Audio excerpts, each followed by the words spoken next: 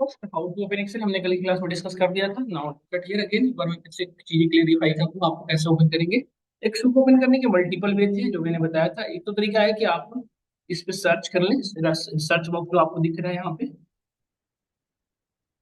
है ना, ये जो सर्च बॉक्स दिख रहा है इस पे आप लिख देंगे पाइथन, अपने आप सॉरी, इस पे लिखेंगे आप एक्सेल, ऑटोमेटिकली ओपन हो जाएगा। देख रहे हैं, क्लिक करें, हिट करें। बट ये ट्रेडिशनल वे है, टेक्निकली इसे यूज जनरली लोग नहीं करते हैं। बट ये विंडो की प्लस आर प्रेस करो और इंटर हिट करो, एक्सेल बस ओपन हो जाएगा। उसमें जैसे देखा ना आपने, फिर से एक बार देखिए। अच्छा, सबको पता है ना विंडो की क्या होता है? नहीं तो कोई इशू नहीं, मैं बता देता हूँ, देखिएगा सब लोग नोटिस करिएगा। ऑन स्क्रीन कीबोर्ड के भी यहाँ पे मैं समझाता हूँ, देखिए। ये आपका विंडो की है, ये हम सभी लोग आप जानते होंगे, बट स्टिल कुछ लोगों को इशू होगा।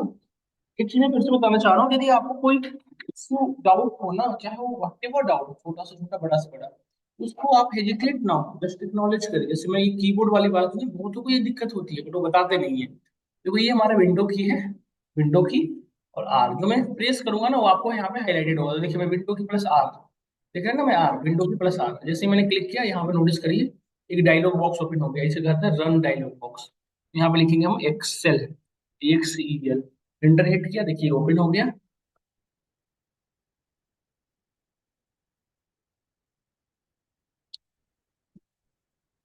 ब्लैंक वर्क पे क्लिक किया, ये ओपन हो गया, देखिए। तो मैंने कल बताया भी था एक चीज आप सभी को कि हम जो यूज कर रहे हैं, we are using which Excel today, we are actually we are using which Excel 2021। आप कम से कम अपने जो एक्सेल यूज करें वो 19 के बाद वाला ही यूज करें। 19 से पहले के जो वर्जन है उसमें बहुत सारे इशूज हैं। तो आपके पास 20 है, 21 है या 365 है तो परफेक्ट है। 19 के पहले का हो तो उसे अपडेट करके 365 जरूर, या फिर 21 इंस्टॉल कर ले। मेरे पास है सेटअप है, मैं दे दूंगा। यदि नहीं हो तो बताना आप मेरे से। अब यहाँ पर यदि वापस जाए तो देखिए ध्यान से, हम अगेन फाइल में जाते हैं, यहाँ पे नोटिस करिएगा हमारे पास ऑलरेडी क्रिएटेड बहुत सारे टेम्पलेट्स हैं, इसको यूज करना बहुत मैंडेटरी है। आप नोटिस करिए बहुत सारे टेम्पलेट्स ऑलरेडी क्रिएटेड है, देख रहे हैं ना आप? यदि आप नहीं दिख रहा तो मोर टेम्पलेट्स पे क्लिक करें और भी क्लियरली दिखेगा आपको, देखिए। और ये बहुत ज्यादा यूज होता है बेटा, आप देखिए यहाँ पे, जैसे मैं सपोज दैट अपने बिजनेस के पॉइंट ऑफ व्यू से कोई बनानी है, इस पे क्लिक करो, आप देखो इतने सारे टेम्पलेट ऑलरेडी क्रिएटेड है। जैसे मंथली बजट का, सिर्फ इसमें डेटा फिट करो तो ये जो चार्ट है आपके डेटा के अकॉर्डिंग चेंज हो जाएगा। जैसे सपोज कंपनी के भी में कंपनी का कोई इनवॉइस जनरेट करना, आपने देखा होगा, जैसे बिल करते हैं तो इसमें बिल जनरेट करना, कंपनी का नेम चेंज किया, कंपनी का नेम, सब फोटो वगैरह जो लगानी है यहाँ पे बस डेटा फिट करो, टोटल वगैरह जीएसटी वगैरह सब कैलकुलेट करके दे देगी, है ना। तो बहुत सारे टेम्पलेट्स ऑलरेडी क्रिएटेड है एक्सेल में जो हम डायरेक्टली यूज कर सकते हैं। बट वो भी बात है, कुछ लोग चाहते नहीं मैं भी किसी का बना बनाया कोई यूज करूँ, मैं खुद का बनाऊंगा। We want to create own by self. तो आप सिंपली क्या करें, just click on blank work, दिख रहा है ना हम सभी को? Just click on blank work, just click on here and now see. क्या?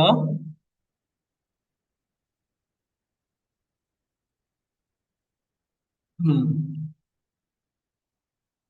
और यहाँ पे करिए वन मोर थिंग्स कि आप यदि ध्यान से देखें तो मल्टीपल है, आपको जैसी नीड है ना वैसा यूज करें।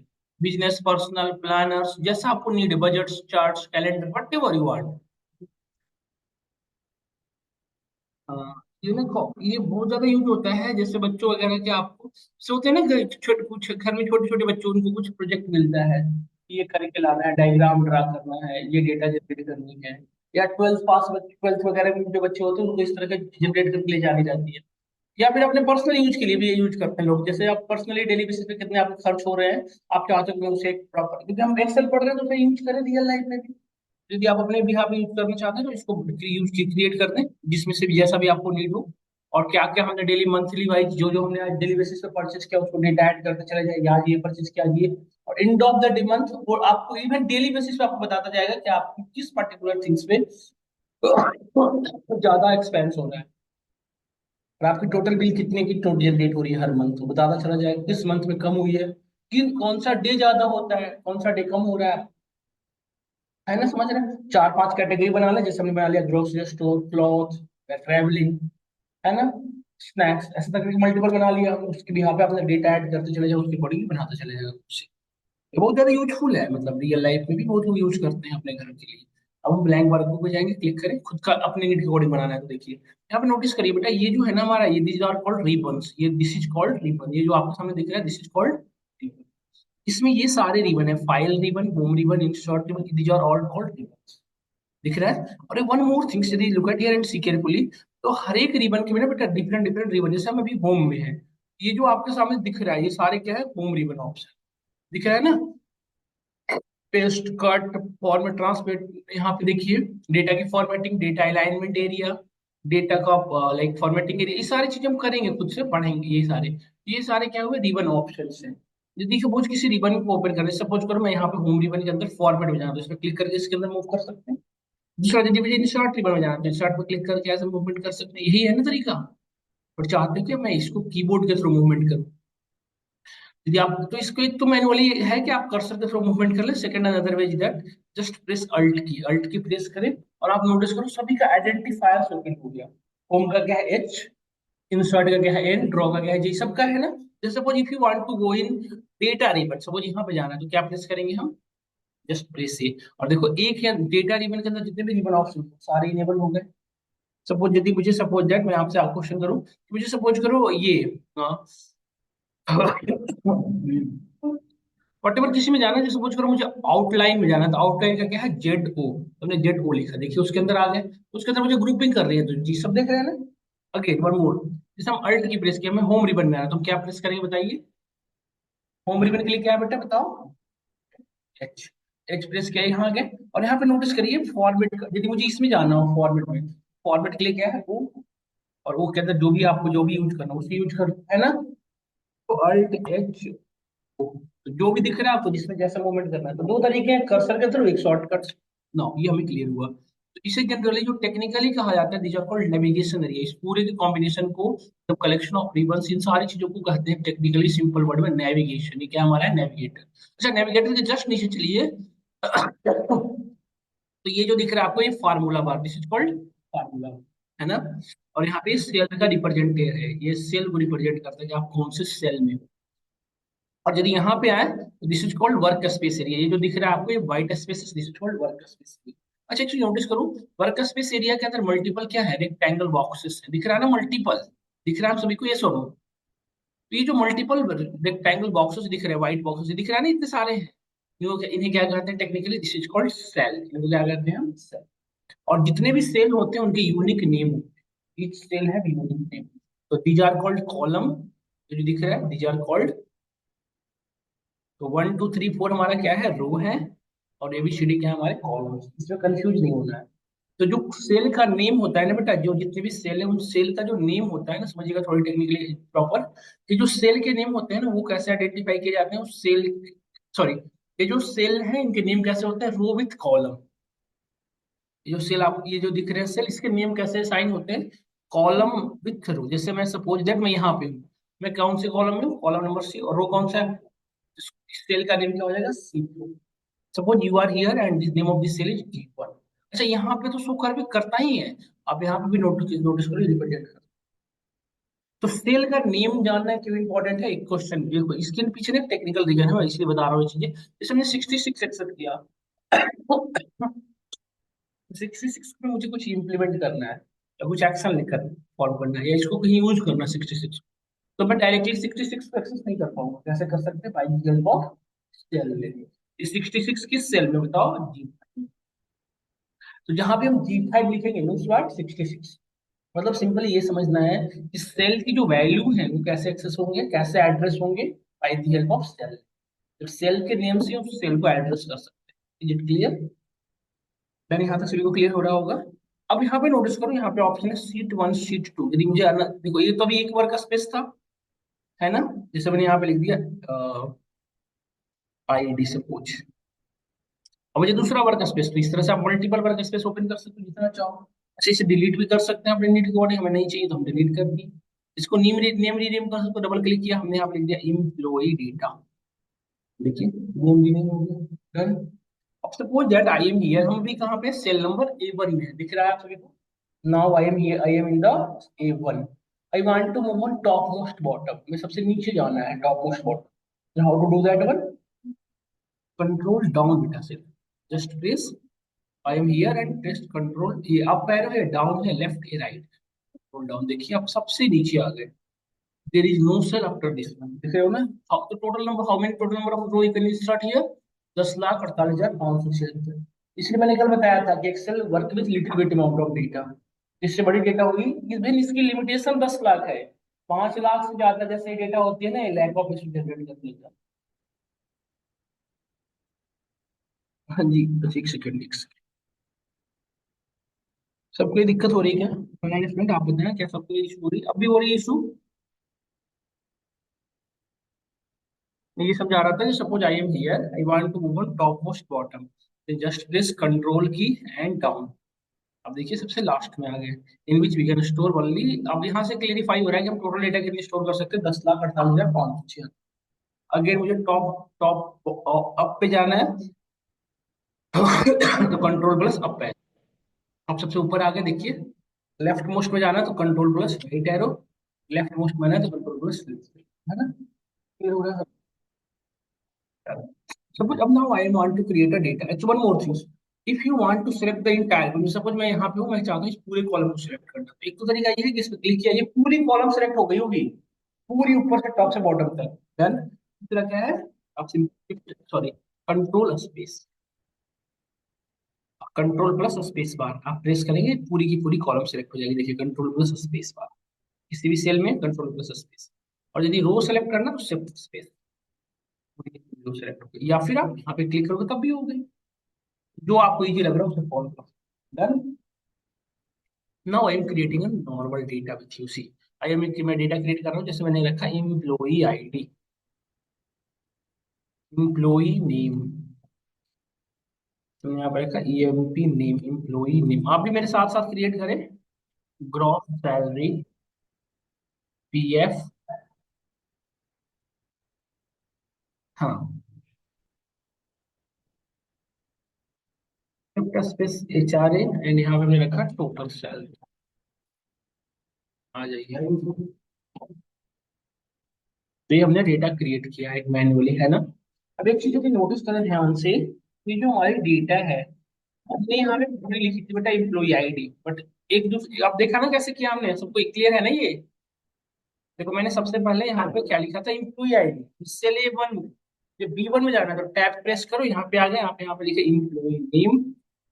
अगेन टैब प्रेस किया, आप इसमें आ गए, यहाँ पे मैं लिखा ग्रॉस सैलरी, फिर अगेन पीएफ, एसआई, और हमने लिखा एचआरए, टोटल सैलरी। अब यहाँ पे यदि नोटिस करें तो हमारे कॉलम्स जो है दूसरे को ओवरलैप कर रहे हैं, है ना? कॉलम हमारे क्या हो रहे हैं, एक दूसरे को ओवरलैप कर रहे हैं। हमने इम्प्लॉई आईडी लिखा था, इम्प्लॉई आईडी को कौन ओवरलैप कर रहा है, इम्प्लॉई नेम, इम्प्लॉई नेम को कौन ओवरलैप कर रहा है, ग्रॉस सैलरी। तो इसको ऐसा ठीक करेंगे, तो इसके ऊपर टॉप वन पे डबल क्लिक करो, देखो ये अब ठीक हो रहा है हमारा।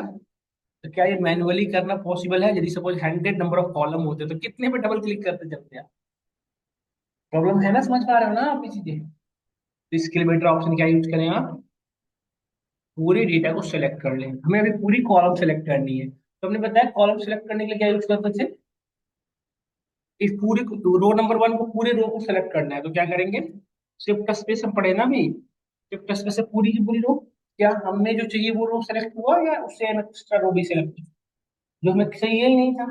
तो जब आपको एक स्पेसिफिक एरिया की सिलेक्ट करना हो, तो एक तो तरीका है कि आप मैन्युअली कर्सर से मूवमेंट ले लो, मतलब कर्सर से ऐसे सेलेक्ट कर लो, और other is the better way कि आप अपने top most, top left most पे रहें, जैसे ए1 टॉप लेफ्ट मोस्ट है, just control shift and right है, वो वही एरिया सेलेक्ट हुआ है जहाँ पे हमारा डेटा है। गो ऑन फॉर्मेट, एंड यहाँ पे ऑप्शन है ऑटो कॉलम फिट, दिख रहा है ना हम सभी को? तो इस पे क्लिक कर देखो, अपने आप सभी की कॉलम फिट हो गई, यस और नो? अनदर वे, यदि इसे शॉर्टकट के थ्रू करना हो तो पहले हम सेलेक्ट कर लिए, कंट्रोल शिफ्ट राइट एरो से सेलेक्ट हो चुका, अल्ट की प्रेस किया हमने, होम रिबन के अंदर गए, और फॉर्मेट का ऑप्शन क्या है वो प्रेस किया, रो के अंदर क्या है हमारा, फिर से देखिएगा, alt, sorry, alt H O, और फॉर्मेट का ऑप्शन क्या है देखिए, आई। देखिए पूरी फिट हो गई। अब अपने मैन्युअली भी कर सकते हैं, सब मूवमेंट ले सकते हो, देखो क्या कराना हो, जैसे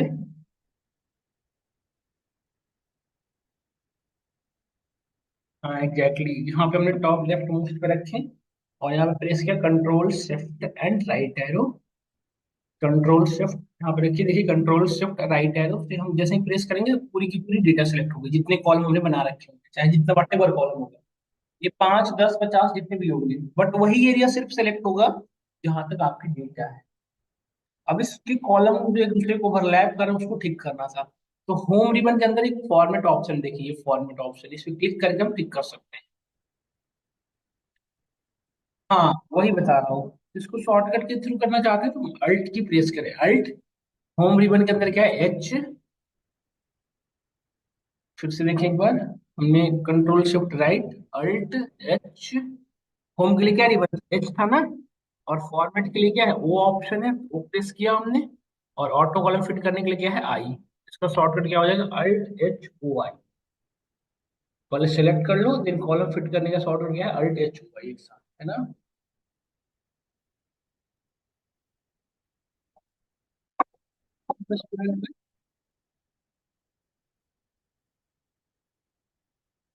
हाँ, ये सिलेक्शन बताता है, ये जस्ट रिकमेंडेशन दे रहा होता है कि अल्ट की क्यू से ये सिलेक्ट होता है, कंट्रोल क्यू ये बता रहा है। हम पढ़ेंगे कुछ चीजें। अब देखिए, एक तो तरीका ये भी था कि मैनुअली हम ऐसे मूवमेंट करा सकते थे, यदि आपको नीड है, लग रहा है कि नहीं ये जो बनाया है बाई डिफॉल्ट वो तुम्हारे लिए सफिशिएंट नहीं है, तो आप अपने नीड अकॉर्डिंग ऐसे मूवमेंट कर सकते हैं जैसे हमने बनाया।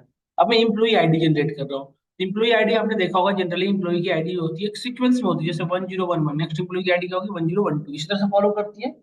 मतलब 11 का इंक्रीमेंट हो रहा है, तो 11 की इंक्रीमेंट करना है, और मुझे 50, मतलब टोटल नंबर ऑफ 50 इम्प्लॉई की डेटा मतलब स्टोर करानी है। तो अब एक तो है कि मैनुअली आप 1011, 1012, 1013 लिखते रहो, यदि ऐसे ऐसे लिख सकते हैं। और सेकंड में, क्योंकि यदि ऐसे ही लिखना होता तो हम रजिस्टर मेंटेन कर लेते, कॉपी पेन पेपर से।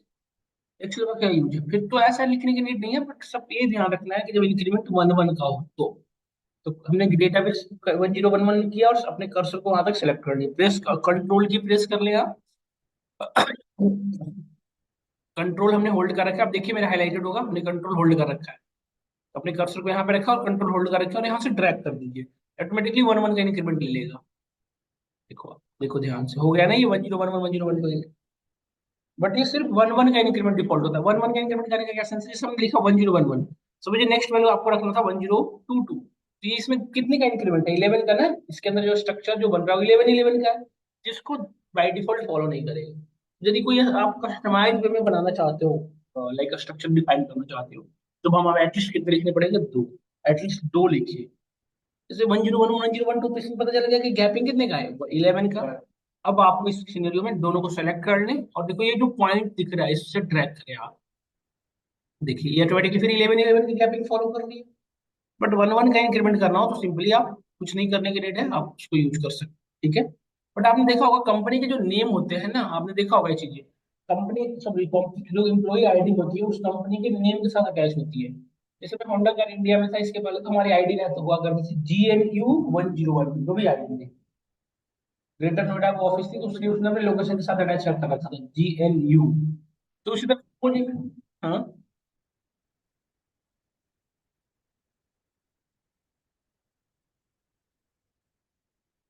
1011 लिखा हमने, और इस पे क्लिक करें, कंट्रोल होल्ड करें, कंट्रोल को प्रेस किए रहे, मतलब होल्ड करने का मतलब। और इस ये जो पॉइंट दिख रहा है इसे यहाँ से ड्रैग कर लें, जितना ड्रैग करते जाएंगे उतना क्रिएट होता चला जाएगा ऑटोमेटिक। एक 1011, और है ना। अब दूसरी चीजें आपने देखा होगा कंपनी के नेम के साथ अगर, जैसे सपोज करो, जैसे मैंने लिखा डुकैट 1011, किसी की आईडी सपोज ऐसे है, डुकैट 1011, है ना।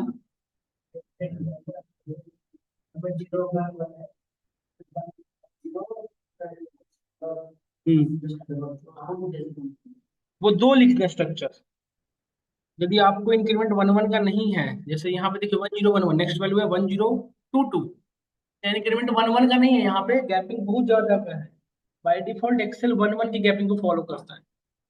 तो यहाँ पे नहीं, ऐसे नहीं, दोनों दो लिख दें कम से कम, और फिर इसको सेलेक्ट कर लें, सेलेक्ट हो गया। अब ये जो पॉइंट दिख रहा है यहाँ से ड्रैग करा है। हाँ, वही करा रहा हूँ, देखिए यहाँ तक समझ में आया ना। तो एटलीस्ट यदि आपको पैटर्न अलग है, मतलब आपके इंक्रीमेंट का जो पैटर्न है वो अलग है। अच्छा, एक चीज और, ऐसा नहीं कि सिर्फ इंक्रीमेंट, डिक्रीमेंट भी फॉलो करता है। जैसे कि मैंने ये कहा कि 10, देखो मैंने 100 लिखा, नेक्स्ट वैल्यू 90 लिखा, तो यहाँ पे 10 10 का डिक्रीमेंट हो रहा है। इसको हमने सेलेक्ट किया, देखिए यही फॉलो कर लेगा, फिर देखिए देख रहे हैं 90 70 80 60 ऐसे फॉलो कर रहा है, तो ये रिवर्स में ऐसे चलने लग जाता है, ये समझिएगा ध्यान से। तो अब सपोज दैट हमें अल्फाबेटिकल किसी की डुकेट आईडी, जैसे सपोज किसी ने अपना लिखा डुकेट 1011, तो नेक्स्ट क्या होना चाहिए, नेक्स्ट क्या होगा जो डुकेट 1012। तो हमने बताया जब अल्फा न्यूमेरिक वैल्यू मतलब सिर्फ वन वन के इंक्रीमेंट छोड़कर वटेवर हो, तो कम से कम दो पैटर्न लिखो आप। एक तो हमने लिख दिया डुकेट 101, नेक्स्ट हमने बताया कि डुकेट 1012 होना चाहिए। तो अब एक्सेल ऑटोमेटिकली इसको समझ लेगा कि इसमें जो इंक्रीमेंट कितने का हो रहा है, वन वन, बाकी चीजें सेम हो रही है, बस लास्ट डिजिट में क्या हो रहा है, वन वन का इंक्रीमेंट हो रहा है। तो अब इन दोनों को लिखने के बाद दोनों को सेलेक्ट कर लें, और अब यहाँ से आप अब कंट्रोल होल्ड करने की नीड नहीं है, बस आप यहाँ से ड्रैग कर लें। ड्रैग करते देखिए ऑटोमेटिकली ये उसी को फॉलो कर रहा है ना, देख रहे हैं डुकेट 1011 1012 1013 है ना। क्लियर हो रहा है हम सभी की डुकेट आइट, ये इस तरह से जनरेशन समझ में आ रहा है। कंट्रोल अल्ट नहीं के, तो ये जो फॉर्मेटिंग है ना, ये डेट के साथ भी फॉलो कर रहा है। जैसे हमने लिखा 1 जैन, 1 जनवरी, आज जैसे 1 जनवरी, सेकंड क्या होगा, 2 जनवरी। तो इस तरह से आप लिखें और ड्रैग कर दे, तो फर्स्ट सेकंड थर्ड 31 जनवरी तक जाएगा, और उसके बाद ऑटोमेटिकली फिर वन शुरू हो जाएगा। दूसरा होगा संडे मंडे का भी ये डिफॉल्ट फॉलो करता है, संडे हमने लिखा, नेक्स्ट क्या होना चाहिए, मंडे। तो संडे लिख के कंट्रोल होल्ड कर लो और ड्रैग कर दो, है ना। तो इस तरह से आप एक बहुत अच्छा वो बना सकते हो कैलेंडर। तो ये हम टास्क दे रहे हैं, आप घर में एक बार ये करना है कि आपको क्या करना है, इसको फॉलो करके कैलेंडर बनानी है खुद का, तो हर एक मंथ का। बता, कंट्रोल होल्ड करके करिए, बताता हूँ। सिर्फ यदि एक वैल्यू को आपने लिखा और उसको ट्रैक करें, वापस आता हूँ एक बार कैलेंडर में, फिर से इसको थोड़ा सा एक्सप्लोर कर लो क्योंकि बेसिक चीजें हमने थोड़ा हो जाएगा। ये हमने आईडी जनरेट किया, क्लियर हो रहा है आप सबको। अब इसके रिस्पेक्ट में नेम, अजीब चीज बताओ, आईडी में तो एक स्ट्रक्चर फॉलो हो रहा था, क्या नेम में किसी भी तरह का स्ट्रक्चर फॉलो हो सकता है? पॉसिबल ही नहीं है। मोहन, सोहन, रमेश, दिनेश, सुरेश, वट हो सकता है। तो पॉसिबल ही नहीं है कि एम्प्लॉय नेम में कोई स्ट्रक्चर फॉलो हो, तो हमारे पास नेम के लिए कोई ऑप्शन नहीं है। नेम में हम manually he one by one start करें, यस और नो। या फिर हम VBA के थ्रू एक इनपुट बॉक्स बना देंगे, हम पढ़ेंगे आगे, उसमें यूजर डेटा एंट्री कर जाएगा, ऑटोमेटिकली वहां पे फेच होता जाएगा, बट लिखना पड़ेगा मैनुअली, यही तरीका है। अब बचा हमारा gross salary. Gross salary suppose करो सबकी अलग अलग होती है, बट एक सिनेरियो के लिए मैंने लिखा, इम्प्लॉय की सैलरी सपोज करो 20,500 है, तो दूसरे का 21,000 है, ऐसे 5 500 का इंक्रीमेंट है सब कुछ। तो इस तरह से मुझे फॉलो अप करनी है। तो एक चीज बचेगा, अब इसको भी हमने दो क्लिक दिया, अब इसको यहाँ से डबल ड्रैग करेंगे, हो जाएगा। एक चीज बताइए, ये जो डेटा है ग्रॉस सैलरी वाली, वो कहाँ तक रहेगी, इसकी वैल्यू कहाँ तक आनी है, यहीं तक तो आनी है, ये सुन लो। तो ये फर्स्ट जो कॉलम है उसमें कोई रेफरेंस नहीं पता रहता कि कहाँ तक ड्रैग करेगा यूजर, वो तो यूजर पे डिपेंड होगा। बट एक बार आपने फर्स्ट कॉलम को डिफाइन कर दिया ना कि ये यहाँ तक जा रहा है, तो अब एक्सेल हमेशा हर एक कॉलम को यहाँ तक का रेफरेंस ले लेगा। तो मैनुअली ड्रैग करने की अपडेट नहीं है, बस सेलेक्ट करो, डबल क्लिक कर दो इस पे, देखो। मतलब हमने दो लिखा, अब हमें जो पता है कि यहाँ तक ही लिखना है, यदि यहाँ तक सिमिलर लिखना है तब तो सिर्फ आप सेलेक्ट करें और यहाँ पे क्या करो, डबल क्लिक करो, बस पूरे में रिफ्लेक्ट करते हैं। देखिए 5 500 का एग्रीमेंट, 20,500, 21,000, 21,500, 22,000, देख रहे हो ना आप ये चीजें। सपोज पीएफ, पीएफ सपोज करो किसी की 1,200 है, और यहाँ पे 2 200 का इंक्रीमेंट, वैसा होता नहीं है, बस एक एग्जांपल के पर्पस में डेटा जनरेट कर रहा हूँ, डबल क्लिक किया, देखो पूरे में रिफ्लेक्ट हो गया। ये सही हमने रखा 800, ये रखा 1,000, इस तरह से इंक्रीमेंट हो रहा है, दोनों को सिलेक्ट किया हमने और यहाँ पे डबल क्लिक किया, पूरे में रिफ्लेक्ट हो गया, डन। अब हमें कैलकुलेट करनी है HRA।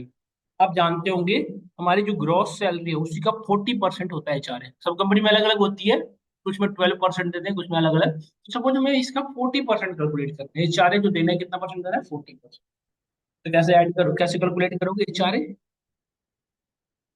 अब HRA किसका 40%, ग्रॉस सैलरी का, मतलब इसको यदि 20,500 का 40% कैलकुलेट करना है, तो ऐसे ही तो लिखोगे ना, 20,500 मल्टीप्लाइड बाई 40 अपॉन 100, ये लिखेंगे। क्या इसको ऐसे भी तो लिख सकते थे ना, 20,500 मल्टीप्लाइड बाई 0.4, लिख सकते हैं ना, लिख सकते हैं ना, किसी को डाउट तो नहीं हो रहा है ये? तो 20,500 ये कौन से सेल में अवेलेबल है बेटा बताइए? C2 में है। ये कहाँ पे 20,500 कहाँ है, आप देखिए। C2 ना, सॉरी C2 में ना, C2 में है ना ये तो। अरे यहाँ ये तो कहीं और सेलेक्ट हो रखा है इसलिए F2 दिखा रहा है बेटा, ये जो C2 है ना, देखो C रो नंबर 2, तो C2 हुआ ना? नहीं आया समझ में? तो यहाँ पे लिखना है C2 मल्टीप्लाइड विथ 0.4, ऐसे ही लिख सकते हैं हम। तो जब भी आप इक्वेशन यूज करना होगा तो हमेशा इसके पहले क्या लिखेंगे, इक्वल। वट एवर फार्मूला लगाना हो तो जैसे आप डायरेक्टली जब डेटा लिखेंगे तो उसको क्या एक्सेल समझेगा कि वो क्या है, एलिमेंट है। और यदि हमें कोई फार्मूला लगाना हो क्योंकि ये क्या है, एक्सप्रेशन है ना, इवेलुएट होगा। तो ऐसे सिनेरियो जब भी आपको कोई इक्वेशन लिखना हो या जब भी कोई फार्मूला लगाना हो तो सबसे पहले क्या लिखोगे, उस डेल के आगे इक्वल। तो ये फार्मूला में कहाँ लगाना है, HRA में। तो हम यहाँ पे लिखेंगे, देखिए ध्यान से। हमने लिखा यहाँ पे, पहले तो इस कर्सर, अपने कर्सर को यहाँ पे लाएंगे F2 में, इक्वल टू। इक्वल टू के बाद क्या लिखना था, C2। C2 को मैन्युअली लिख दो या फिर यहाँ कर्सर को सेलेक्ट कर लो। कर्सर सेलेक्ट किया, अब देखिए 20,500 नहीं सिलेक्ट हो रहा है, वहां पे क्या सिलेक्ट हो रहा है, C2। देखा ना? और मल्टीप्लाइड विथ व्हाट, 0 हिट करो, देखो आ गया ना। 20,500 का 40% कितना होता है, 8200। देखो कैलकुलेट हो गया, आ गया, ये सब। नेक्स्ट टाइम क्या करना पड़ेगा, इसके लिए मैं क्या करना है, C2 की जगह पे क्या चेंज होगा, C3। 0.4 तो सिमिलर ही रहने वाला है। इसके बाद इस टाइम में क्या होगा, C3, C4 चेंज होता चला जाएगा। तो अब एक फार्मूला लगा दिया ना आपने, तो मैन्युअली आपको अगेंस्ट दूसरे के लिए लिखने की नीड नहीं है, ऑटोमेटिकली एक्सेल क्या करेगा, C2 C3 को फॉलो कर। बस आपको क्या करना है, एक फार्मूला इंप्लीमेंट कर लें, ये C2 की जगह पे अगली बार क्या हो जाएगा, C3। बस इस पर डबल क्लिक करोगे, पूरे में ऑटोमेटिक देखो, इसमें C2 की जगह पे क्या है, C3। इसमें देखो C4, ये फार्मूला आ रहा है ना, जो आप फार्मूला लगाओगे व्यू कर रहा होता है, देखो। ये फार्मूला लगा तो देखो C2 C3 C4 इस तरह से आ गया। सबका कैलकुलेट हो गया है, चारे बत्ती का, बताओ। डन। अब बेटा दूसरी चीजें हैं हमारी, टोटल सैलरी कैलकुलेट करना। तो टोटल सैलरी यदि हम कहें डुकेट 1011 इम्प्लॉय की टोटल सैलरी कैलकुलेट करना है, तो इसका क्या हो जाएगा बताइए, gross salary plus PF plus SI plus HRA, यही होता है ना। तब इसका टोटल सैलरी मतलब C2 + D2 + E2 + F2 करना होगा हमें, ये और नो। तो हम बताया, मैंने अभी जैसा बताया आपको कि जब भी आपको कोई भी फार्मूला लिखना हो तो सबसे पहले क्या लिखते हैं आप, इक्वल टू। हमने यहाँ पे राइट किया, इक्वल टू। अच्छा, इसको लेफ्ट राइट एरो से भी सिलेक्ट किया जा सकता है। देखिए हम यहाँ पे हैं और हमें ये पर्टिकुलर सेल सिलेक्ट करना है, C2 को। तो हम यहाँ से देखिए सेलेक्ट हो गया, प्लस सिंबल दिया। अब हमें नेक्स्ट क्या है, D2 को सिलेक्ट करना है। देखो D2 सेलेक्ट हो गया, प्लस कर्सर से भी सिलेक्ट कर सकते हैं। देखो हमने सीधा सिलेक्ट कर लिया D2, प्लस F2 को मैनुअली चाहे तो मैनुअली भी लिख सकते। तो देखिए C2 + D2 + E2 सब लिख दिया हमने। मतलब 20,500 प्लस 1,200 प्लस 800 और प्लस 8200 ऐड हो गया। इंटर हिट करो, देखो कैलकुलेट हो गया, 30,700 इसकी टोटल सैलरी है। और इस पर डबल क्लिक करोगे तो अब अगली बार में चेंज, अब अगली बार फार्मूला में क्या चेंज होगा, C2 की जगह पे क्या हो जाएगा, C3। तो मैन्युअली हर एक का अलग अलग इंडिविजुअली कैलकुलेट करने से बेटर क्या एक का कैलकुलेट करें और इस पर डबल क्लिक करें, पूरे में रिफ्लेक्ट हो गया ना, देखो। डन। तो इसमें ये आप नोटिस करिए, हमने टोटल सैलरी हर एक पर्सन का कैलकुलेट कर लिया। डन। और जस्ट एक एग्जांपल के पर्पस से मैं एक समझाना चाह रहा हूँ, जो मुझे एवरेज सैलरी कैलकुलेट करना है, suppose I want to calculate average salary. Average salary कैसे कैलकुलेट करेंगे, जनरली ये फॉर्मूला नहीं है, बट जस्ट एग्जांपल के लिए मैं बता रहा हूँ। मैं चाहता हूँ कि उसकी टोटल जो सैलरी है डिवाइडेड बाई 4 कर दो। एवरेज ऐसे ही कैलकुलेट करना है, किसी वैल्यू का total number of element divide by sum of all the number divide by total number of elements. मतलब C2 + D2 + F2 divide by 4 यही होगा ना। तो हमने यहाँ पे लिखा equal to E2 + D2, cursor से सिलेक्ट कर सकते हो या मैन्युअली कर सकते हो, जैसे आपको इजी लग रहा हो। E2 + F2 हो गया। अब डिवाइडेड बाई क्या लिखना था, 4। क्या ये सही, अभी हमें जब डिवाइड करेंगे तो क्या आउटपुट क्या आएगा बताओ एक बार। अभी जैसे करेंगे तो आउटपुट क्या आ जाएगा, पहले क्या होगा कि F4 में 4 से डिवाइड हो जाएगा। नहीं, क्योंकि यहाँ पे कितने तरह के ऑपरेटर यूज हो रहे हैं, दो तरह के। एक डिवीजन हो रहा है और एक एडिशन हो रहा है। जैसे और दो तरह के ऑपरेटर यूज हो रहे हैं। तो आपने पढ़ा होगा बॉड मास, जब आप मोर देन वन ऑपरेटर को यूज करते हो तो फिर क्या फॉलो होने लग जाता है, बॉड मास। डिवीजन और एडिशन में इसका प्रेसिडेंस हायर होता है डिवीजन का। पहले क्या करेगा, F2 को डिवाइड कर देगा, है ना। और जो आउटपुट आएगा उसके साथ फिर E2 D2 को ऐड करेगा। ऐसा तो नहीं करवाना था, हमें तो ये करवाना था कि पहले इस पूरे का एडिशन कर लो फिर डिवाइड करो। तो हमें इसके लिए क्या करना पड़ेगा, ब्रैकेट लगा देंगे। तो ब्रैकेट लगाते हैं क्या होगा, सबसे पहले काम किसका होगा, ब्रैकेट नहीं, देखिए पहले ये क्या हुआ होगा, इन तीनों का एडिशन हुआ होगा, फिर डिवाइड बाई 4 होगा, तो ये देखिए आउटपुट ये आ रहा है हमारा, ठीक है। तो ये डबल क्लिक किया, इसने पूरे में रिफ्लेक्ट हो गया, डन। अब इस डेटा की थोड़ी फॉर्मेटिंग करनी है, जैसे सपोज करो बाई मिस्टेक्स मैंने यहाँ पे भूल गया ऐड करना, मुझे ईमेल आईडी ऐड करनी है बिफोर ग्रोसरी स्टोर, मतलब ग्रोसरी स्टोर से पहले मैं एक ईमेल आईडी कॉलम ऐड करना चाहूँ, तो how to add a new column, एक नया कॉलम कैसे क्रिएट करेंगे। तो एक तो तरीका देखो, यहाँ देखो जहां भी कर्सर रखोगे आप ना, वहां से लेफ्ट साइड में ऐड होता है हमेशा। तुमने यहाँ पे अपने सेल को रखा और राइट क्लिक किया, इंसर्ट, देखो एक नया कॉलम ऐड हो गया। कंट्रोल जेड से जो हमने काम किया वो अनडू हो गया फिर से। दूसरा तरीका था देखो आप यहाँ पे शॉर्टकट के थ्रू भी कर सकते हो, कंट्रोल की जहां भी कर्सर रखोगे उसके लेफ्ट साइड में ऐड होगा, कंट्रोल शिफ्ट और प्लस। देखो ये ऐड हो गया, यहाँ पे पूछ रहा है what you want to add, what you want to add, okay करो, देखो एक कॉलम ऐड हो गया, और इस कॉलम का नेम जो चाहो आप रख दो, रख दिया हमने। अब मुझे एक रो ऐड करनी है सपोज, तो रो जहां भी कर्सर रखोगे ना उसके यहाँ ऐड होता है एबव, उसके ऊपर, जैसे मैं यहाँ पे हमारा कर्सर है, तो यहाँ पे राइट क्लिक, इंसर्ट, देखो उसके ऊपर एक रो ऐड हो गया। अब देखो फिर से कंट्रोल जेड करके हमने अंडू कर दिया, शॉर्टकट के थ्रू करना है तो कंट्रोल शिफ्ट प्लस, क्या ऐड करना है अब वो, देखो रो ऐड हो चुका है। अब मुझे डिलीट करना होता है, जैसे रो और कॉलम, जी सपोज इस कॉलम को डिलीट, रो को डिलीट करना है तो कंट्रोल माइनस, क्या डिलीट करना है पूछ रहा है, I want to delete entire, देखो डिलीट हो गया, I want to delete a column, तो अगेन कंट्रोल माइनस, क्या डिलीट करना है इसमें, कॉलम। तो जहां पे कर्सर रहेगा वही रो या वही कॉलम डिलीट, हम्म। तो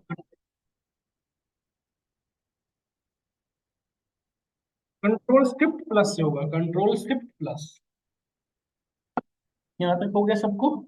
अब सपोज एक एग्जांपल पर्पज से बता रहा हूँ मैं, सपोज इसके ऊपर एक नया मैं चाह रहा हूँ कि ऊपर में यहाँ पे न्यू कॉलम ऐड करूँ जिसका नाम रखूंगा इम्प्लॉय डिटेल्स, और उसके नीचे इम्प्लॉय आईडी, इम्प्लॉय नेम, ये सारे इसके सब कॉलम क्रिएट करूँ, तो कैसे करना होगा, तो सबसे पहले तो इसके ऊपर एक नया रो ऐड करना पड़ेगा। तो नया रो ऐड करने के लिए हमने क्या बताया, आप क्या यूज करते हो, कर्सर कहाँ रखेंगे हम, जहाँ जिसके ऊपर ऐड करना है, हम रो नंबर 1 पे ही रखेंगे क्योंकि इसके ऊपर मुझे ऐड करना था।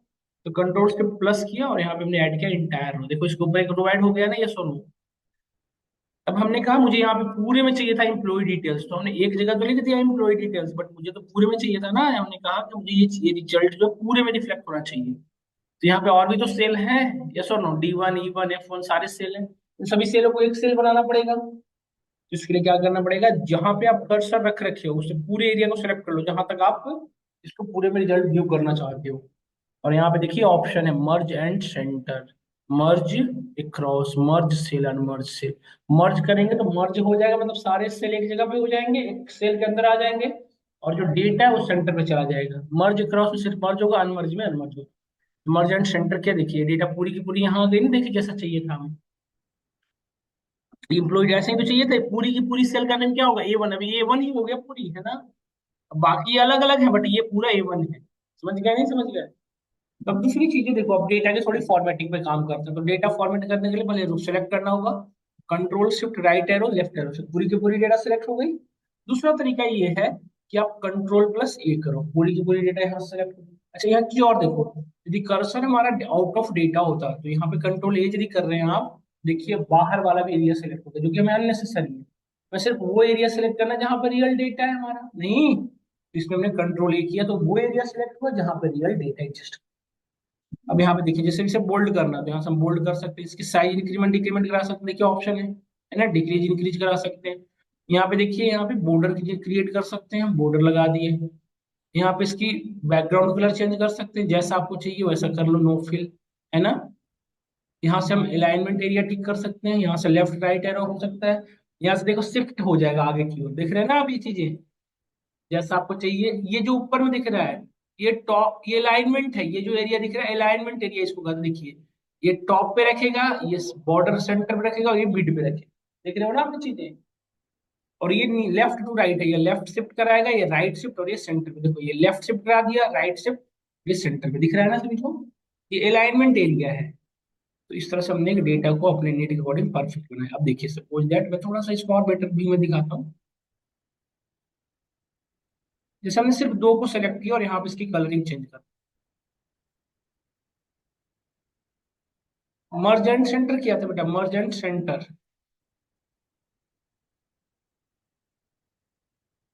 पूरे को सेलेक्ट कर लो जहां तक आपको करना है, और यहाँ पे मर्ज एंड सेंटर, है ना। तो ये हमारा एक डेटा छोटा सा क्रिएट होते हुए दिख रहा होगा, आपको दिख रहा है सभी को? देखा आपने, छोटा सा आपकी डेटा परफेक्ट तरीके से बन गई, ये सौ में बताइए, देखिए आप, एम्प्लॉय डिटेल्स करके कलर बन गए और डेटा क्रिएट हो गया, डन।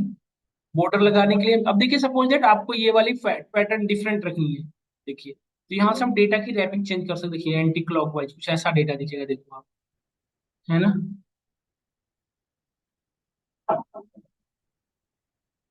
जैसा चाहिए आपको, यहाँ से मूवमेंट करा सकते हैं,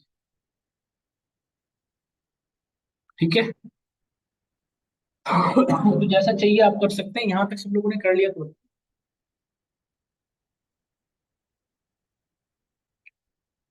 अब जैसे एक बार सब लोग कर ले, अब मुझे क्या करना है, देखिए जैसे मुझे सपोज है टोटल सैलरी कैलकुलेट करनी है, जैसे कम ये तो इंडिविजुअल एम्प्लॉई वाइज है ना, सबकी सैलरी अलग अलग। मुझे ये चेक करना है कि टोटल इन्वेस्टमेंट कितना हो रहा है, एम्प्लॉय को पेमेंट करने में टोटल इन्वेस्टमेंट कितना हुआ। तो टोटल इन्वेस्टमेंट कैसे कैलकुलेट होगा, टोटल सैलरी को ऐड करके, यस और नो। यदि टोटल सैलरी को ऐड कर ले तो हमें कंपनी की टोटल इन्वेस्टमेंट पता चल जाएगी। तो टोटल इन्वेस्टमेंट करने के लिए क्या करना पड़ेगा, equal to this one plus this one, manually करना पड़ेगा, पॉसिबल है रो पे करना। ये रो अभी तो दिख रहा है कम, बट हमेशा ऐसा तो नहीं होगा, 10,000 भी रो हो सकता है। वैसे सिनेरियो में क्या करेंगे, जब भी वर्टिकल करना हो, देखो जब इस समझिएगा ध्यान से, जब भी आपको वर्टिकली एडिशन करना हो, देन आप ये जो वे बता रहा हूँ उसको फॉलो करेंगे। जब ऑरिजेंटली करना हो तो वही फार्मूला यूज करें, जैसे हमने बताया था मैनुअली, 1/1। तो इसको करने के लिए देखिए एक ऑप्शन है, एक्सेल प्रोवाइड करता है आपको ऑटो सम का, देखिए इस पे क्लिक करेंगे, इस पूरे कॉलम की समेशन हो गई एक सिंगल क्लिक पे।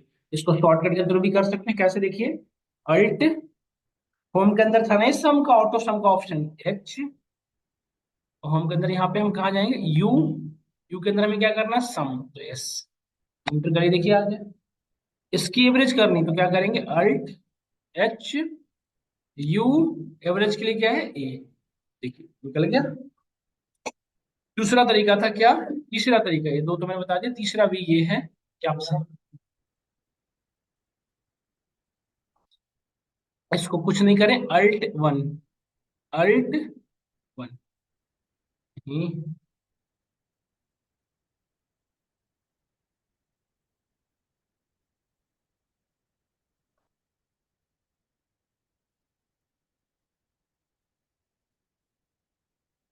देखो इसमें alt H U S, shortcut है इसका। अरे रटना थोड़ी है, ये देखो ना, ये अल्ट की प्रेस जैसे ही करेंगे, हम यहाँ पे अपने कर्सर को रख लिए जहाँ हमें रिजल्ट चाहिए, अल्ट प्रेस किए, ये होम के अंदर सम है, तो होम के अंदर जाने के लिए क्या प्रेस करेंगे, एच, एच प्रेस किया, ऑटो सम, ये यहाँ पे देखिए समेशन करने के लिए ऑप्शन क्या है, यू, यू के अंदर जाओ, यहाँ पे ऑप्शन है सम, सम एवरेज क्या करना है। यदि सम करना होता हमें, तो सम के लिए क्या है, देखो अल्ट एच यू करके देखो, यस, एवरेज के लिए ये जो करना है वो कर लो, मैक्स मीन जो करना है, हमें क्या करना था, सम, हमने एस प्रेस किया, आगे देखो समेशन। अच्छा, इसका एक और शॉर्टकट की है, अल्ट इक्वल टू, बस कुछ नहीं करना है, क्या करना है, अल्ट इक्वल टू, बस देखो, अल्ट इक्वल टू, एक साथ अल्ट। हाँ, फिर वही बात हो गई ना बेटा, सम लिखो, फिर उसके लिए बेटर यही है कि आप सबसे ज्यादा इसके लिए क्या यूज करते हैं लोग, अल्ट इक्वल टू, दोनों एक साथ प्रेस कर दो, अल्ट इक्वल टू, देखो आ गया, आ गया, देखिए समेशन। तो ये इस तरह से आपका करता है, बता रहा है कि टोटल इन्वेस्टमेंट इतने रुपए का हो रहा है, एम्प्लॉय की सम सैलरी पेमेंट करने में, डन। क्या हमें यहाँ तो सबको क्लियर हो गया। तो ये बेसिक फार्मूला था, हमने एडिशन सब्ट्रैक्शन बताया, एक और कुछ फार्मूले हैं जो मैं आपको इंप्लीमेंट समझा देता हूँ, फिर हम आगे बढ़ेंगे। जैसे सपोज दैट मेरे पास एक डेटा था, ये हो गया ना सबका ऑनलाइन, स्टूडेंट सभी लोग कर लिए ये वाली यहाँ तक।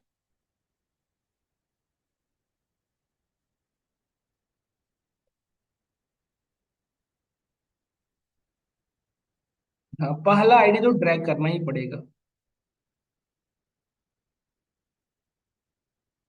नहीं, एक तरीका और है, मैं बताता हूँ। हम पहले कंट्रोल जी से रेफरेंस दे देंगे कहाँ से कहाँ तक का चाहिए, और फिर हम उसमें कंट्रोल डी कर देंगे, वो पूरे को फॉलो। बताता हूँ मैं, उसकी मेरे में भी आते हैं, अभी फिलहाल इतनी क्लिक हुई सबको। हाँ, वो भी करें।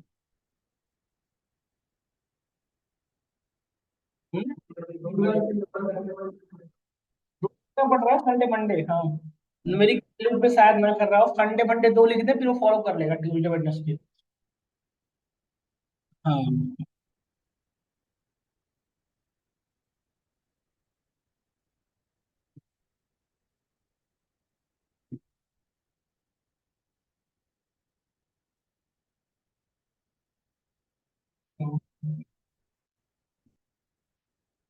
मंथ वही जनवरी फरवरी दो लिख दें, फिर वो आ जाएंगे यार, मतलब जैन फैब लिख दें, वो फिर फॉलो कर लेगा जनवरी फरवरी, फिर ये शायद फॉलो कर लेगा। देखिए कर लिया। मई जून जुलाई अगस्त सितंबर नवंबर, देखिए। तो इस तरह से वर्किंग फ्लो है कैलेंडर। अब आराम से आप बना सकते हैं, संडे मंडे भी बनाना हो तो संडे मंडे दो बना लिए, अब इसको ड्रैग कर दिए। इसका एक और फार्मूला है, टेक्स्ट फार्मूला के थ्रू बता पढ़ेंगे आगे हम इसको। 29, यदि आप टेक्स्ट को 29 मल्टीप्लाई करके देखो तो 29 बाई डिफॉल्ट जनवरी को रिप्रेजेंट करता है। 58 बाई डिफॉल्ट संडे को रिप्रेजेंट करता है, तो 58 को यदि आगे मूव करा लो तो ऑटोमेटिकली वो संडे मंडे ट्यूसडे को फॉलो करता है।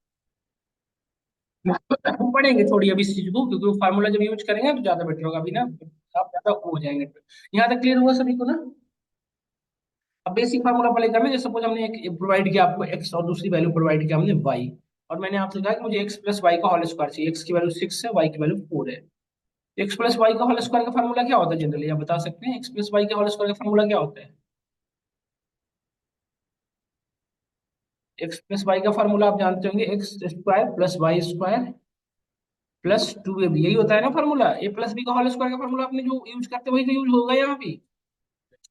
तो फिर स्क्वायर कैसे करते हैं, पावर कैसे देते हो? एक्सेल में जैसे मुझे 4 का स्क्वायर करना है, तो कैसे करेंगे? 4 इंटू 4, मल्टीप्लाई दो बार करना होगा। बट कोई ऑपरेटर तो यूज होता होगा ना, जैसे एक्सेल में प्लस करने के लिए प्लस, माइनस के लिए माइनस। तो किसी वैल्यू की पावर देने के लिए कौन सा ऑपरेटर यूज होता है? तो देखो, एक जो कैप का साइन दिया हूँ यही होता है, 6 के ऊपर लिखा होगा आपने। जैसे आपको लिखना है, देखिए जैसे सपोज मैं बताता हूँ, जैसे सपोज दैट मुझे 6 का स्क्वायर, जैसे मैंने एक वैल्यू लिया यहाँ पे 8, मुझे इसका स्क्वायर करना है। जैसे मैंने यहाँ पे एक वैल्यू लिया 10, इसका मुझे स्क्वायर करना है, तो क्या करेंगे आप? Equal to select this value और कैप का साइन 2, देखिए 100 आ गया है। यदि इस फार्मूला को मुझे रीएडिट करने तो F2 प्रेस करेंगे, फार्मूला ओपन हो गया। फिर से हम यहाँ पे लिखेंगे 3, पावर 3 देना है, 4 देना है, जो देना है दे दीजिए।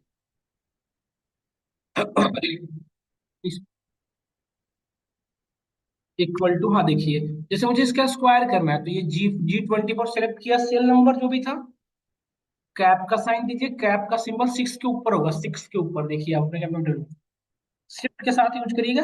कैप स्क्वायर करना था तो हमने पावर दिया 2, स्क्वायर हो गया।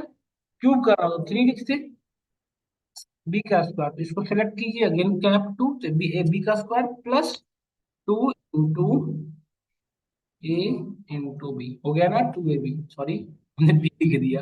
ये फार्मूला रीओपन करने के लिए F2 प्रेस करिए, हमने बी के जगह पे हमें क्या सेलेक्ट करना था, ये ना। चलिए देखिए आ गया है ना, सही काम करना है। अच्छा, इसको एक और तरीके से किया जा सकते थे, सिंपली ब्रैकेट लगा देते, this one plus this one, तो इसका पावर कितना हो जाएगा? 2। आउटपुट समान है। डन और नॉट डन? क्लियर हो रहा है ना सबको? तो देख, आपने क्या देखा कि यदि किसी वैल्यू को, जैसे सपोज दैट मैंने आपको 4 दिया और उसका स्क्वायर करना है, तो इसका पावर ऐसे दे दोगे 2, तो ये 4 का स्क्वायर कर देता है, इसलिए यही कर रहा है। तो उसी तरह से यदि मैं आपको 64 दिया और मैंने कहा कि मुझे इसका रूट अंडर फाइंड आउट करना है, तो 64 का रूट अंडर कितना होता है, पहले ये बता दीजिए। 8 होता है ना? जैसे 16 का कितना होता है? 4। तो मुझे किसी वैल्यू दिया और उसको मुझे रूट अंडर फाइंड आउट करना है, तो एक बेसिक मैथमेटिक्स है, जैसे आप 64 को यदि रूट अंडर में रखोगे, तो क्या 64 को मैं ऐसे भी तो लिख सकते थे, 64 टू दी पावर 1/2, ये लिख सकते हैं ना, बेसिक मैथमेटिक्स है ये। इसको सिमिलर ऐसे लिखा जा सकता है, तो 64 के पावर 1/2 को 0.5 भी लिख सकते हैं, नहीं लिख सकते? तो यदि हमें 64 का रूट करना है तो हम यहाँ पे लिख देंगे 64 टू दी पावर कितना, 0.5। तो सबका स्क्वायर रूट आ जाएगा, ये और नो? करके देखो एक बार इसी चीज को। तो जैसे मैंने आपको प्रोवाइड किया कि मुझे 144 का स्क्वायर रूट फाइंड आउट करना है, तो क्या लिखोगे इसके लिए? Code equal to, select this one, cell का नेम, कैप, क्या लिखोगे? वैल्यू उसकी पावर कितना दोगे? 0.5। देखिए 12 आ रहा है, यस और नो? तो जीरो यहाँ तक सबको क्लियर हुआ तो बताइए। स्क्वायर वाला क्या नहीं आया समझ में?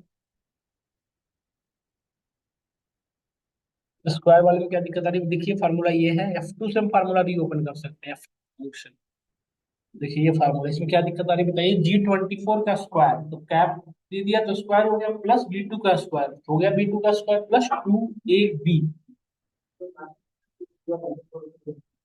तो उसमें क्या समझना है? 2 इंटू ए की वैल्यू क्या है? G24, इंटू बीबी की वैल्यू क्या है? H24। सेल का नेम है 24, मत समझ कंफ्यूज हुई, ये 24 रो नंबर हुआ और ये रो एक कॉलम की अकॉर्डिंग चल। बताया ना मैंने कि सेल जो वैल्यू है वो कैसे से एक्सेस होता है? सेलेक्ट सेल के नेम से।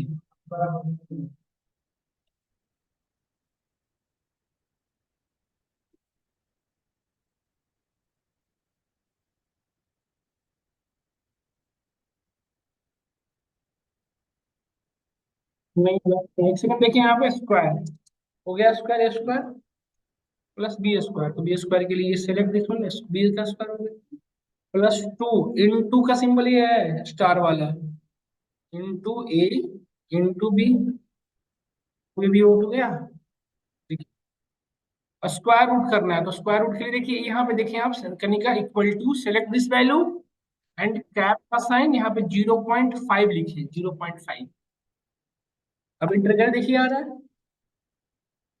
अब एक नोटिस और करने की नीड है, जैसे हम सपोज करिए हमने लिखा जैसे 625, तो एक चीज नोटिस करिएगा, थोड़ी सी चीजें। इक्वल टू हमने सेलेक्ट किया, देन कैप का साइन यूज किया और यहाँ पे हमने 1/2 लिखा। तो अब क्या करते हैं? 1/2 या 0.5, वही बात हुई ना, ये सब सिमिलर ही है दोनों। आउटपुट क्या आएगा हमें फिलहाल? तो आप नोटिस करिए आउटपुट क्या आ रहा है? 312। ऐसा क्यों? ऐसा क्यों हो रहा है? फार्मूला, इसने क्या किया ना कि आप देखो यहाँ पे कितने ऑपरेटर यूज हो रहे हैं? दो, एक्सपोनेंशियल और डिवीजन। एक्सपोनेंशियल का सबसे ज्यादा प्रिविलेज होता है डिवीजन से, मतलब ब्रैकेट के बाद जो सेकंड हाईएस्ट हाईएस्ट ऑपरेटर है जिसकी प्रेफरेंस है वो कौन है? एक्सपोनेंशियल। तो उसने पहले G28 मतलब 625 का पावर 1 कर दिया, तो 625 ही रह गया, और डिवाइडेड बाई 2, तो इसलिए हमें ऐसा नहीं करवाना था। हमें क्या करवाना था? पहले 1/2 को डिवाइड कर दो, फिर जो वैल्यू आ रही है उससे करो, तो ब्रैकेट में लिख दो, फिर सही आएगा। तो इसीलिए हमने सिंपली क्या लिख दी थी? 0.5 लिख दिए थे। तो मैं एक्चुअली 0.5 से ही काम आप यूज करेंगे, बस मैंने समझाया। जब भी आप मल्टीपल ऑपरेटर यूज करते हैं तो ऑपरेटर कैसे इवेल्युएट होंगे? अपने प्रेसिडेंस के अकॉर्डिंग, ये समझाना चाहिए। हाँ हाँ, एग्जैक्टली एग्जैक्टली बेटा, आप नोटिस करिए, ऐसे लिखना पड़ेगा आपको। देन यहाँ तक सबको क्लियर है बेसिक चीजें? एक मैं ना आपके ग्रुप में शीट शेयर कर रहा हूँ, देखिएगा जस्ट अपने ग्रुप में, एक देखिए उसमें डेटा है, उस पर काम करनी है। ग्रुप में आप लोग एडेड हो, आप दोनों? आपकी डेमो क्लास नहीं है ना आप दोनों की? आप दोनों की डेमो क्लास नहीं है ना? हाँ। नहीं, रजिस्ट्रेशन आपने करा रखा है ना? मुझे इस नंबर पे मैसेज कर दो, 62002548, मेरा नाम माई सेल्फ सौरभ कुमार। तो इस पे आप अपनी डुकेट की आईडी मुझे मैसेज कर दें, और बैच की टाइमिंग, ये दो चीज जरूर शेयर करें। जैसे बैच की टाइमिंग है 11:30 @एक्सेल, ये दो चीज मुझे मैसेज करें, मैं आप लोगों को ग्रुप में ऐड कर रहा हूँ, तो मुझे डेटा सेंड करना है।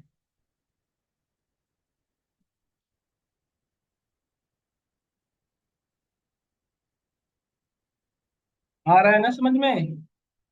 कितनी, थोड़ी बहुत या बहुत बहुत? या बिल्कुल नहीं? बाकी सबको आ रहा है ना?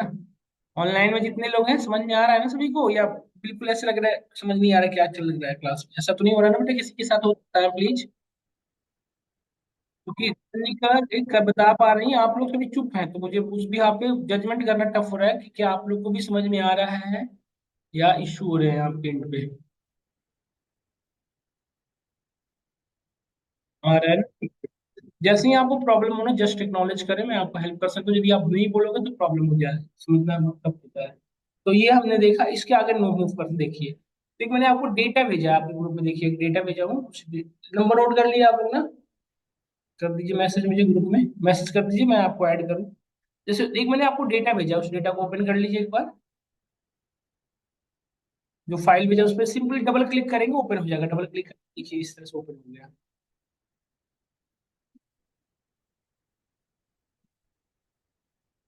देखिए इसमें क्या क्या गिवन है, प्रोडक्ट नेम गिवन है, प्रोडक्ट कॉस्ट गिवन है, प्रोडक्ट का प्राइस गिवन है और कॉस्ट गिवन है। हमें कैलकुलेट करना है प्रॉफिट एंड लॉस, ये दो चीज कैलकुलेट करना है, ठीक है। अब एक चीज और समझिए, देखिए कॉलम, देखो डेटा भी थोड़ा सा आप देख रहे होंगे एक दूसरे को ओवरलैप कर रहा है ना। तो इसमें तीन काम करना है, आप देखिए करिए एक बार। पहले ना इसके ऊपर एक टोस कॉलम क्रिएट करना है, जहां पे एक मेन, इसके ऊपर एक कॉलम क्रिएट करना है जहां पे मैं नाम रखना है प्रोडक्ट डिटेल। इसके ऊपर क्या रखना है, प्रोडक्ट डिटेल। उसके नीचे ये सारे सब कॉलम बन जाएंगे, ठीक है। फिर हमें प्रॉफिट कैलकुलेट करना है, डेटा पे बॉर्डर लगानी है, हेडर को हाईलाइट कर देना है।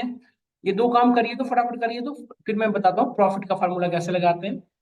करिए तो इतना करिए, प्रॉफिट का फार्मूला फिर बताता हूँ क्या होता है, आप वैसे जानते भी होंगे। इतना करिए, इतना करिए फिर बताइए इतना कर पा रहे हैं नहीं कर पा रहे हैं आप लोग, करिए तो सब लोग फटाफट करता हूँ। Need to add a new row, तो सबसे पहले न्यू रो ऐड करने के लिए क्या यूज करेंगे बताएं सब लोग, कंट्रोल शिफ्ट प्लस। तो क्या ऐड करना है बेटा, रो। तो आप क्लिक करो इंटायर रो, एक रो ऐड हो चुका है देखिए। रो ओके करिए, ऐड हो गया। अब यहाँ पे लिखा था प्रोडक्ट डिटेल्स, तो यहाँ पे हमने लिखा प्रोडक्ट डिटेल्स, डिटेल्स है ना। अब इसको हमें सेलेक्ट कहाँ तक करना था, यहाँ जहां तक आपको चाहिए सेलेक्ट कर लो इस एरिया को, है ना। जहां तक आपको सेलेक्ट करनी है हमने सेलेक्ट कर लिया। देन अल्ट एच, कहाँ जाना है हमें, ये एम है ना, एम। और मर्ज एंड सेंटर के लिए क्या है, सी। देखिए मर्ज हो गया। फिर हमें क्या करना था, पूरा डेटा को कंट्रोल ऐसे सेलेक्ट कर लीजिए, फॉर्मेटिंग सही करनी थी, वैसे तो बोल्ड है परफेक्ट है, हमें तो करने की नीड नहीं है, अलाइनमेंट ठीक था। बॉर्डर लगाने के लिए हमने बताया था यहाँ से बॉर्डर लगा लो, इसे शॉर्टकट के थ्रू भी कर सकते थे। फिर कहा हमने हेडर को थोड़ा कलरफुल कर लो आप, हेडर को हम थोड़ी सी कलरफुल कर लेते हैं हम इंजन की अकॉर्डिंग, जैसा आपको बेटर लग रहा हो कोई भी कलर ले लो आप। देखो हमने कर लिया डेटा को, अब हमें बस यही तो करना था। अब मुझे कैलकुलेट करना था प्रॉफिट और लॉस। तो प्रॉफिट का फार्मूला क्या होता है बताइए, आप बचपन में पढ़े भी होंगे profit, what is the formula of profit. देखो बेटा ये हमारा सेलिंग प्राइस है, ये हमारा एसपी है, और ये हमारा कॉस्ट प्राइस है। तो फार्मूला क्या होता है, एसपी माइनस सीपी, मतलब selling price minus cost price. यहाँ से मार्जिन आ जाएगा but divided by cost price, तब आपको एक्चुअल प्रॉफिट आएगा, है ना। तो प्रॉफिट यदि पॉजिटिव में आ रहा है मतलब प्रॉफिट हुई है, और यदि पॉजिटिव निगेटिव मतलब प्रॉफिट निगेटिव में आ रहा है मतलब प्रॉफिट नहीं हुई है, लॉस हुई है। यही सेम इक्वेशन लॉस का भी होता है। लॉस की यदि इक्वेशन की बात करें तो लॉस का क्या होता है फार्मूला बताइए, लॉस का इक्वेशन क्या होता है। अब होता है उल्टा चलता है सेलिंग, सॉरी अब उल्टा चलता है CP minus SP, CP divided CP से ही होगा। और यदि लॉस पॉजिटिव आ रहा है मतलब लॉस हुई है, और लॉस यदि निगेटिव आ रहा है मतलब लॉस नहीं हुई है, प्रॉफिट हुई है। तो हम एक ही डेटा पे प्रॉफिट भी कैलकुलेट कर रहे हैं, लॉस भी कैलकुलेट कर रहे हैं। तो यदि प्रॉफिट पॉजिटिव आएगा तो लॉस निगेटिव आएगा, यदि लॉस निगेटिव आएगा तो प्रॉफिट पॉजिटिव, एक ही तो होगा। ऐसा थोड़ी हो सकता दोनों प्रॉफिट भी हो जाए लॉस भी हो जाए, ऐसा पॉसिबल है क्या। कभी कभी ऐसे होता है लेकिन रियल लाइफ में नहीं, ज्यादा भावुक मत होइए, मैं ऐसे कह रहा हूँ।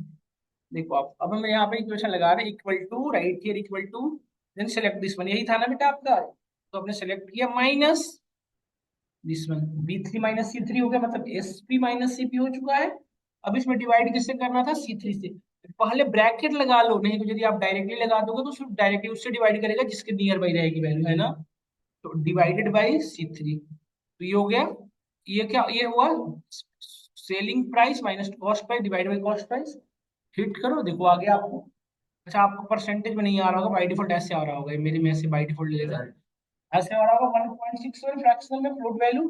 बट आपने नोटिस किया होगा कि जनरली लोग प्रॉफिट को परसेंटेज में व्यू कराते हैं।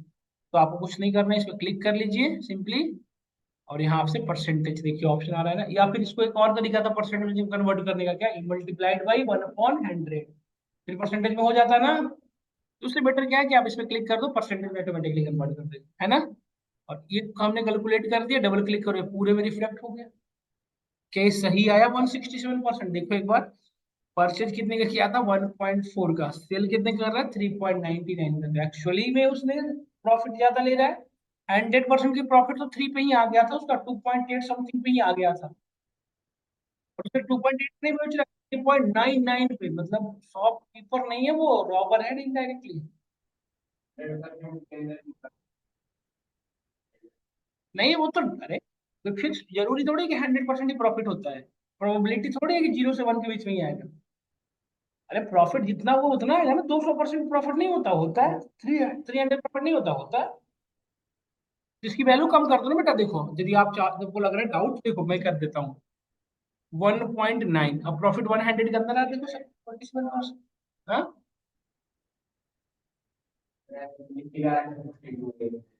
हाँ तो वो उसके अकॉर्डिंग मैच कराओ ना। देखो 1320 का परचेजिंग था, और सेल कितना हुआ? 2100 की।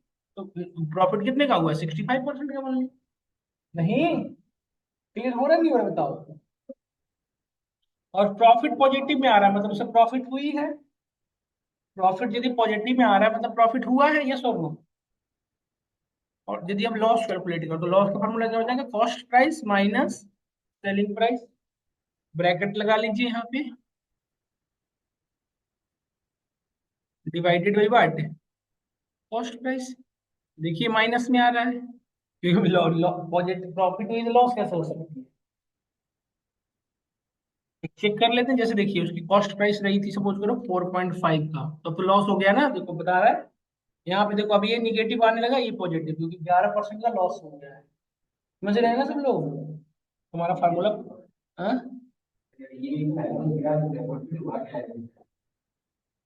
इतना परसेंट प्रॉफिट हुआ है तो लॉस इतना परसेंट नहीं हुआ है, निगेटिव में आ रहा है। अरे नहीं समझ गए क्या? यदि सपोज करो कोई पार्टिकुलर आइटम आपने 4 रुपीज में खरीदा और आपने उसको 10 रुपीज में बेची हो, तो 120%, 100 कितने पे हो? 110 नहीं, सॉरी 105% पे हो गए अप्रोक्सीमेट। तो प्रॉफिट यदि आपको कितने रुपए का हुआ? 6 रुपए का, तो लॉस थोड़ी हुआ है।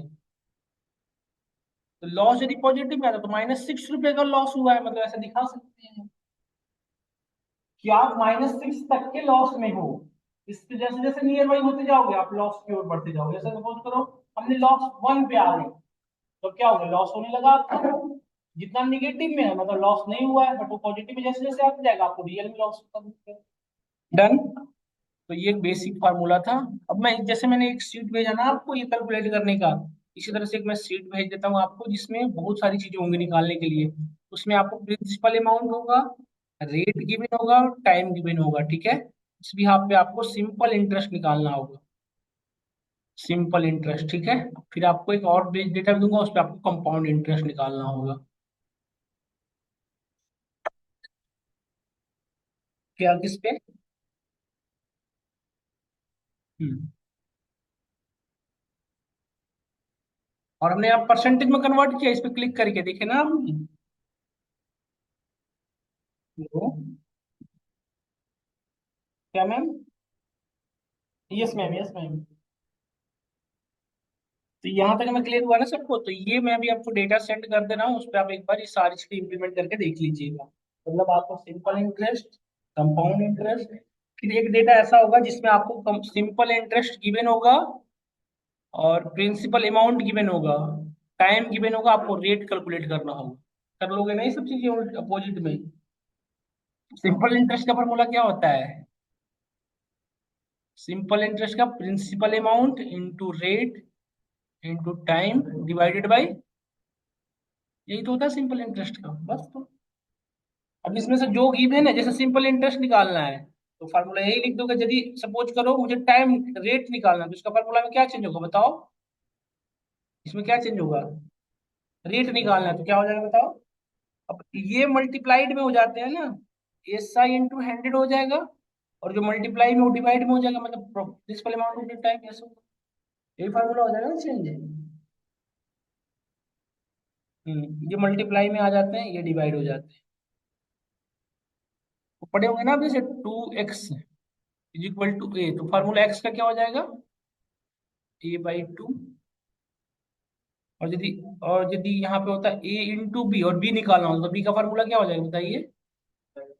2x y a, यही होता है ना, ये डिवाइड ऐसे चला जाता है। ठीक है, तो यहीं तक मैं रख रहा हूँ, एक बार इस पे इम्प्लीमेंट करके आप देख लेना है सब चीजें आपको अपने एंड पे। और हम लोग नेक्स्ट क्लास में इससे आगे के क्वेश्चंस करेंगे, मतलब अब आपको मतलब डेटा क्लीनिंग वाला पार्ट में मूव करने के लिए फिर मैं आपको डेटा, अभी नॉर्मली हम डेटा क्रिएशन पढ़ रहे हैं, डेटा एक्सट्रैक्शन नहीं कर रहे हैं, हम लोग डेटा क्रिएशन कर रहे हैं। तो क्रिएटेड डेटा पे डिफरेंट डिफरेंट डेटा क्लीनिंग करके दिखेंगे, फिर हम डेटा एक्सट्रैक्शन पढ़ेंगे। डेटाबेस से कैसे एक्सेस करते हो, क्लाउड इन्वायरमेंट से कैसे करते हो, एपीआई के थ्रू डेटा कैसे आएगी, ये सब चीजें हम पढ़ेंगे। पहले मैं बेसिक आइडिया दे रहा हूँ डेटा का, ठीक है। तो अभी आप डेटा जो जो वर्क कर रहे हो वो कैसी डेटा है, आपकी फ्लैट फाइल है, मतलब लोकल मशीन की डेटा है ना। फिर हम क्लाउड इन्वायरमेंट से डेटा को एक्सेस करेंगे और फिर उस पर काम करेंगे। हाँ, कंट्रोल डी वाले कंट्रोल पर वो मुश्किल है ना, एक चीज पढ़ना होगा यार, देखिए देखो, मैंने जैसे मैं चाहता हूँ कि जी से H1 से लेके H100 तक सेलेक्ट करूँ, तो कंट्रोल जी करूँ और यहाँ पे वो बता दो, H1 से मुझे करके H100 तक जाना है, तो देखो H1 से लेके H100 तक का एरिया सेलेक्ट हो जाएगा, देखो सिलेक्ट हो रखा है ना सिर्फ H100 तक उसके। अब हम जो फार्मूला इंप्लीमेंट करना चाहते हैं वो हमने यहाँ पे कॉपी कर लेंगे और कंट्रोल डी करेंगे, इसको पूरी में एक्सट्रैक्ट कर। अभी ना डायरेक्टली फार्मूला से इवेलुएट करके लेगा, जैसे देखो ये वैल्यू लिया हमने, इसको कॉपी कर लो। हाँ हाँ, सब सब आ जाएंगे, क्यों नहीं आएंगे। कंट्रोल जी, कंट्रोल।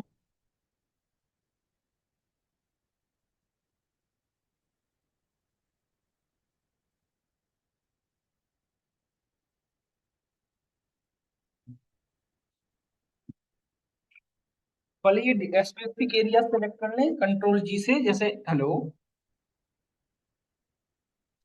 हाँ बताओ क्या करते हैं, हेलो।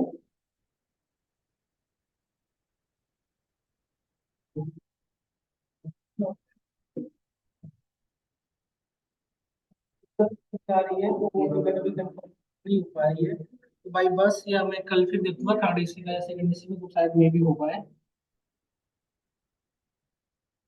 ठीक है, बस का या फिर ये ऑप्शन रह गया, बट बेटर रहेगा बस में सभी लोग नहीं आ रहे हैं अभी, बस इसमें बस से आना ठीक नहीं रहेगा। अभी बस ट्रेन में बहुत ज्यादा भीड़ चल रही है ना, हम सब बस से ट्रेवल कर रहे हैं जनरली। ट्रेन की भी टिकट भी अभी होना उतना ही टफ है, फिर भी मैं एक बार कल ट्राई करूंगा।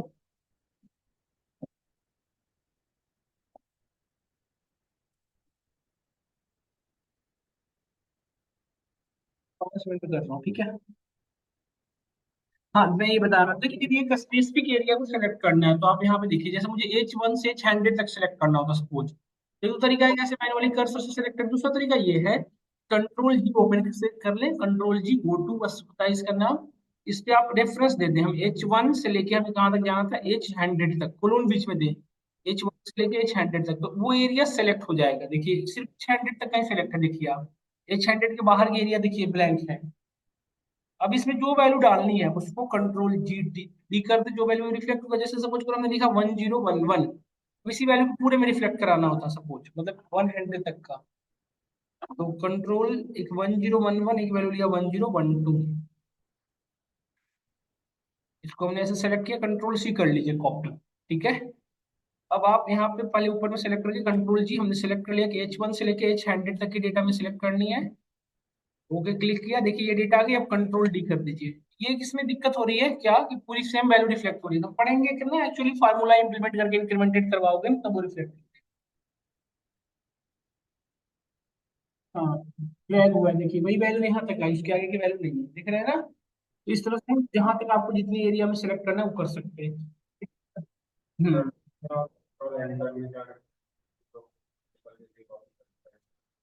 क्या क्या, कंट्रोल डी और कंट्रोल एंटर में डिफरेंस है, कंट्रोल डी ड्रैग करने के लिए यूज होता है बेसिकली, कंट्रोल एंटर का यूज अलग है, वो फार्मूला को क्लोज करता है, टर्मिनेट करता है। क्या हो रहा है, हो रहा है खुद से बट रहा है ना वो। जैसे कि एक दो डेटा लिख दिए, कंट्रोल सी किए,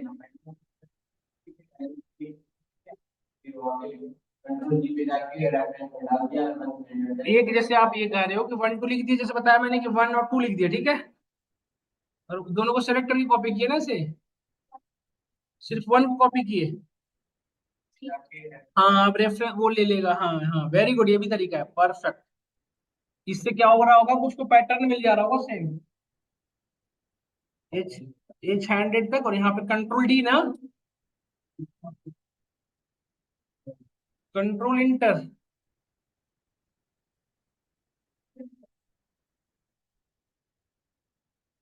नहीं यार ऐसा नहीं होता।